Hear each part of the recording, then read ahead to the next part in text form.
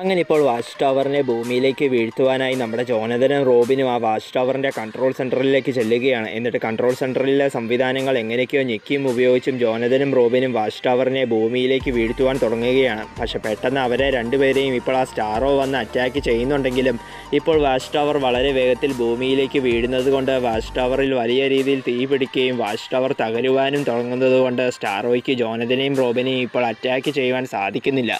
മാത്രമല്ല ഇപ്പോൾ അവിടെയുള്ള ചൂട് കാരണം സ്റ്റാറോയ്ക്ക് വലിയ രീതിയിൽ വേദന എടുക്കുകയും സ്റ്റാറോയ്ക്കുണ്ടായ ആ വേദന കാരണം ഭൂമിയിലുള്ള ഏലിയൻ സ്റ്റാർ ഫിഷുകളെല്ലാം സ്വയം ഇല്ലാതെയാകുവാൻ തുടങ്ങുകയും ചെയ്യുന്നു. അങ്ങനെ ഇപ്പോൾ അവിടെയുള്ള ചൂട് കാരണവും പിന്നെ വാച്ച് ടവർ തകർന്ന് ദേഹത്ത് വീഴുന്നത് കൊണ്ടും സ്റ്റാറോ ഇപ്പോൾ ഇല്ലാതെയാകുവാൻ തുടങ്ങുകയാണ്. അങ്ങനെ ഇപ്പോൾ പ്രശ്നങ്ങളെല്ലാം തീർന്നതിലുള്ള ആശ്വാസത്തിലും പിന്നെ ഭൂമിയെ രക്ഷിച്ചതിലുള്ള അഭിമാനത്തിലും തകർന്നുകൊണ്ടിരിക്കുന്ന വാച്ച് ടവറിലെ ഒരു ഭാഗത്ത് ഇപ്പോൾ മരിക്കാൻ പോകുന്നതൊക്കെ ഓർത്ത് അവിടെ ഇരിക്കുന്ന ജോനഥനും റോബിനും ഇപ്പോൾ മറ്റൊരു കാര്യം കണ്ട് ഞെട്ടിപ്പോവുകയാണ്.